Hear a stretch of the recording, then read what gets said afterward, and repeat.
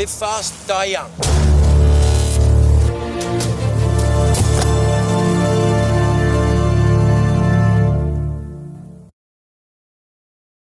Welcome to the best of British drama. That's right, we're going to be reviewing some of the best British drama films and television shows that made after the year 2000. Productions made before this time may well appear in our other review section, retro reviews and hidden gems.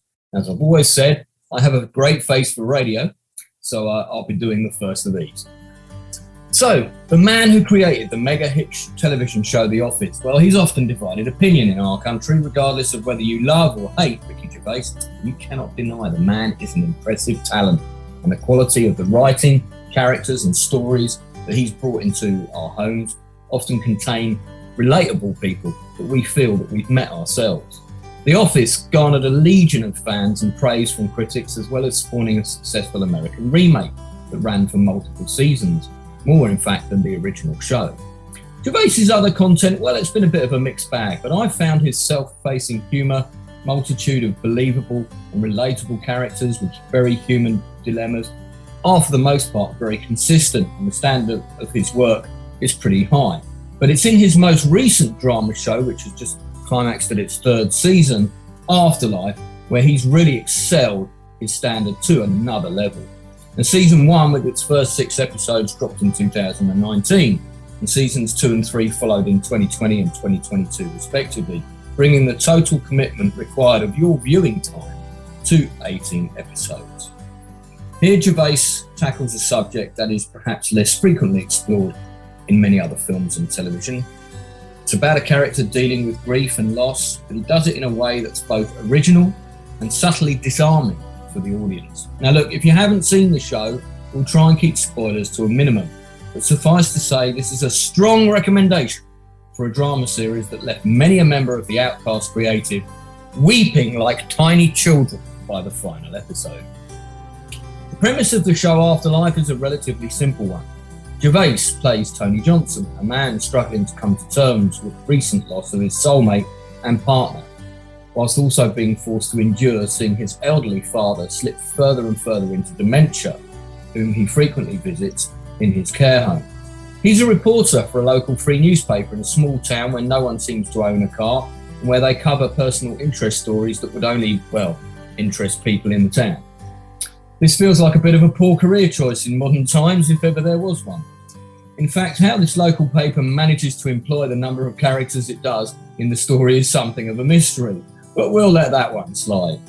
In Johnson's world, he's surrounded by various quirky, dysfunctional characters, including a lonely postman, who evidently doesn't have a working bathtub at home, an old escort called Roxy, who drops by for tea and chat on various occasions, and then there's numerous other characters that inhabit his workplace, including his boss at the paper, who, like some of the others around him, tries to offer Tony emotional support, which he constantly rejects.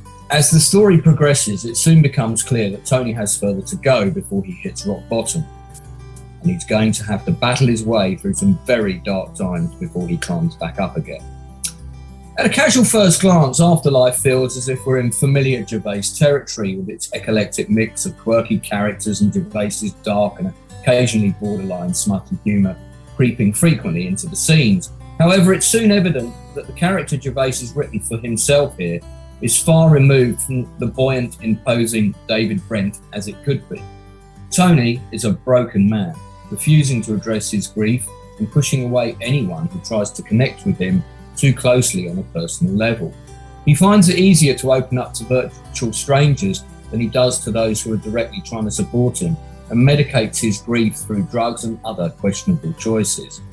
It's a really layered performance from Gervais, with the character showing different sides and gradually revealing more of his past as the story unfolds. To have such a potentially unlikable character anchoring the main story arc of the show is an incredible risk, but Gervais pulls it off through a combination of strong writing, a nuanced performance, and exploring the show's difficult topics with a perfect blend of black comedy and pathos. The core narrative of the show is further strengthened by the supporting characters, and while not all of them last for all 3 seasons, each have their own character arcs within the story and face obstacles to achieve even the smallest of life's goals. Special mentions must go to Penelope Wilton, who plays Anne, a widow that Tony almost unwillingly befriends on a visit to the graveyard. Diane Morgan gives her best performance to date as the lonely co-worker Kath, who endures the date from hell in third season. Yeah, we've all been there. While Tom Baisden plays the straight man in Tony's boss at the paper, Matt Braden, who never gives up on Tony despite constantly having his efforts sabotaged to draw him out of his fog of grief. The ensemble cast in the smaller roles all managed to make their characters both memorable and effective. Gervais regular Ashley Jensen plays Emma, his father's carer, who could offer Tony an olive branch of potential intimacy. But Gervais refuses to give his character an easy route to happiness and keeps the story firmly grounded in outcomes that reflect real life rather than Hollywood happy endings. And on that note, Hollywood, please do not remake this. The core strength of the show is Gervais's refusal to patronise us with his characters. Their personalities or the outcomes of their personal journeys are often complex and difficult. Like real life, Afterlife is a journey which is populated with uplifting moments and dark struggles, many of which will feel familiar to the audience.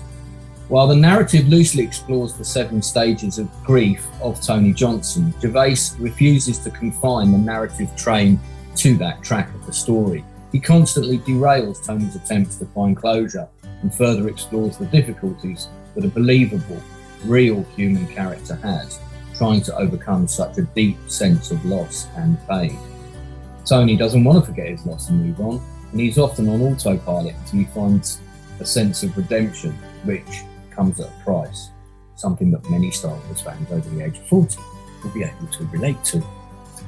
In summing up, Afterlife is an extremely well-crafted story and easily Gervais's best work to date. The final episode has left many an adult man weeping a waterfall of tears, including this one. And it's also recommended that you watch it with a friend who can give you a hug. Definitely do not call your Canadian producer friend thinking that they're actually 5 hours behind you, only to find that they've just landed back in London Heathrow that night and aren't really up for a chat at midnight UK time. Yeah, sorry about that. Thank you, Gervais. This drama has probably caused more discussions about its impact among the members of the Outcast Creative than any other show in recent memory. And with so many of us losing people so close to us in recent years, we can all see something of ourselves in the character of Tony Johnson, even if just for a brief moment. It's this that makes us care and invest in such a difficult character, which in the hands of a less skilled writer and actor probably would not have been achieved. It's a strong recommendation from the Outcast Creative for Afterlife, and if Ricky Gervais doesn't win a Golden Globe for this one, it will just show how meaningless and political such awards have become. But Ricky doesn't need their validation because he's got ours.